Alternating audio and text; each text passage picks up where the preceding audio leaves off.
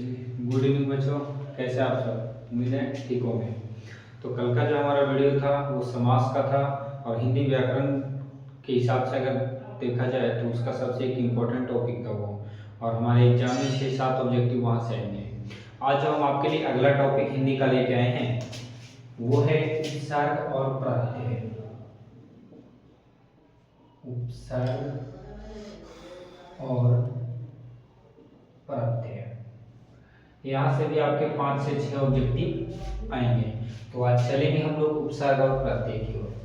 सबसे पहले हमको ये जानना है कि उपसर्ग और प्रत्यय जो है किसके अंग हैं। तो एक होता है शब्दांश। शब्दांश, अब शब्दांश किसको कहते हैं? शब्द का वैसा छोटा अंश, शब्द का वैसा छोटा अंश जो किसी शब्द के आगे या पीछे लगकर उसका विशेष अर्थ प्रकट करता हो। विशेष अर्थ प्रकट करता हो। अब किसी भी शब्द के आगे या पीछे लगेगा, उसके लगने से उसकी पहले का जो उसका अर्थ होगा उस अर्थ में बदलाव आएगा। जैसे देखिए मन, ठीक है, मन का मतलब आप लोग समझ ही होंगे। इसमें एक हम आगे शब्द लगाते हैं, आ जोड़ते हैं तो बनेगा क्या? अमन। और अमन का मतलब क्या होता है? शांति। तो पहले जो मन हो रहा था ये हमारे शरीर का भाव था, और अमन क्या? शांति। तो पहले का बिल्कुल अर्थ बदल गया है। अब चलिए देखते हैं पर समझ ही रहे होंगे कि ये एक क्या है? योजक है जो किसी सब वाक्य को जोड़ता है। तो पर में अगर हम लोग पीछे से आई जोड़ते हैं तो बनेगा क्या?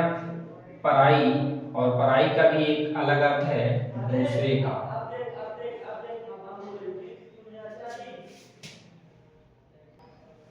तो इस प्रकार से देखिएगा कि पर और मन दो हमारा अलग अलग शब्द था, तो मन के आगे हमने एक शब्द जोड़े हैं, ये क्या है? शब्दांश, बन गया अमन।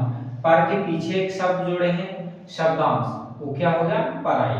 तो कहीं ना कहीं जो उपसर्ग और प्रत्यय हैं किसके अंग हो सकते हैं? शब्दांश के अंग हैं।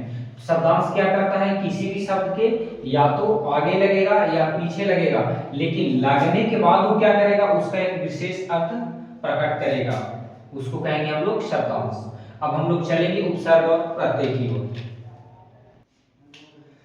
तो चलते हैं अब हम लोग उपसर्ग की ओर। उपसर्ग क्या है? उपसर्ग को थोड़ा जानेंगे। उपसर्ग जो है शब्दांश का एक हिस्सा है, पर इसको कैसे डिनोट करेंगे हम लोग? देखिएगा, शब्द का वैसा छोटा हिस्सा, वैसा छोटा हिस्सा जो किसी शब्द के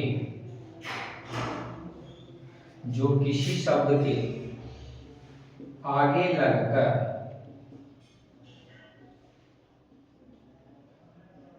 उसका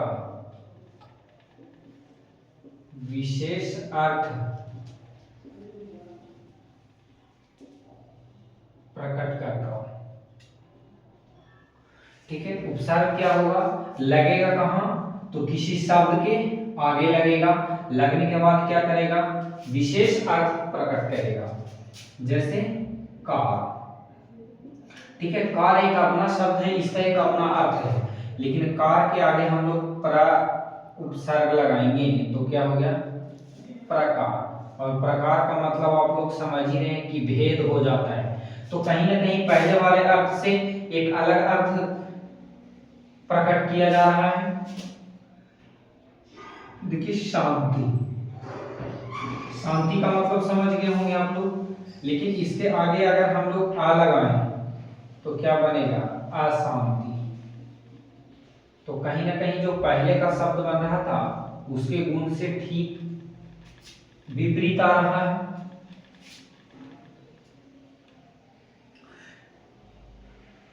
यहाँ हमको विशेष रूप से सिर्फ यही ध्यान रखना है कि अगर उपसर्ग है तो उपसर्ग क्या लगेगा, शब्द के आगे लगेगा, और क्या करना है, विशेष अर्थ प्रकट करेगा। और एक आप उदाहरण हम लोग देख सकते हैं से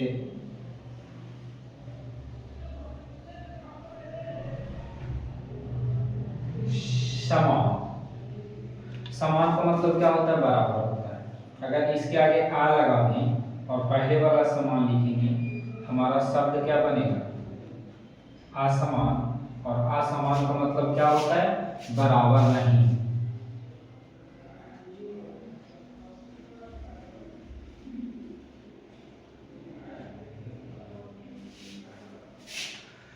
तो ये है हमारा उपसर्ग। और इसी प्रकार से उपसर्ग के सवाल आपसे एग्जाम में पूछे जाएंगे कि कौन सा उपसर्ग लगा हुआ है, कौन सा उपसर्ग लगा हुआ है। चाहे आपको शब्द देगा, कहेगा ये उपसर्ग, जैसे कार है, कार में प्रा उपसर्ग लगाने के बाद कौन सा शब्द बनेगा, शांति में आ उपसर्ग लगाने के बाद कौन सा शब्द बनेगा, समान में आ उपसर्ग लगाने के बाद कौन सा शब्द बनेगा। या फिर ऐसे पूछा जा सकता है कि असमान में कौन सा उपसर्ग है, अशांति में कौन सा उपसर्ग है, प्रकार में कौन सा उपसर्ग है। तो यहाँ से आपसे 3 तरह के सवाल बन सकते हैं।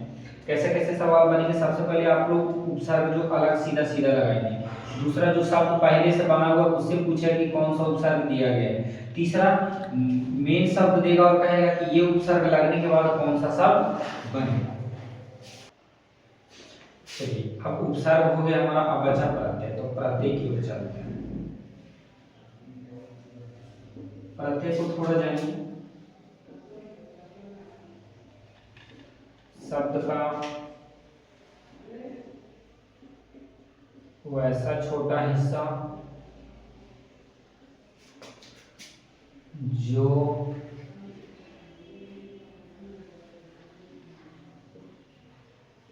किसी शब्द के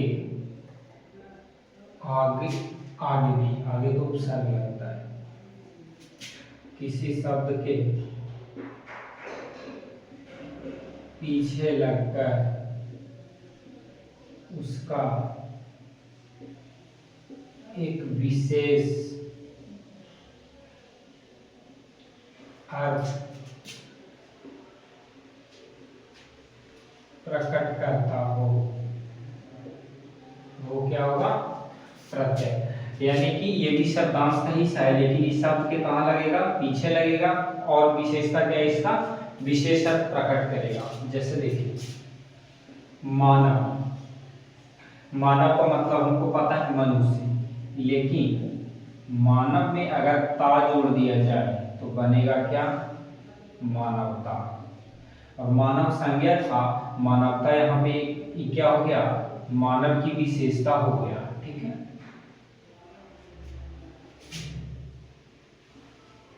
देखिए झगड़ा। झगड़ा का मतलब समझ रहे हैं, लड़ाई। ये एक प्रकार का क्रिया है झगड़ा करना। लेकिन अगर झगड़ा में हम लोग आलू लगाते हैं तो ये शब्द बन जाएगा क्या, झगड़ालू। और झगड़ालू क्या होगा, ये संज्ञा को सूचित करेगा। तो हमारा यहाँ पे प्रत्यय ता है, यहाँ पे आलू है। और देखिए,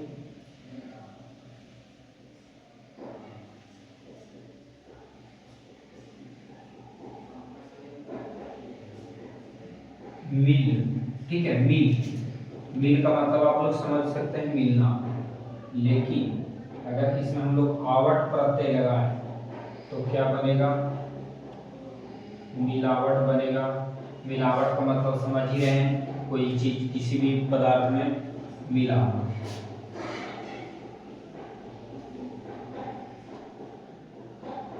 अपना।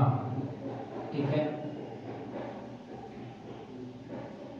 अपना। अगर इसमें पन जोड़ दिया जाए क्या बनेगा, अपनापन। अपमान।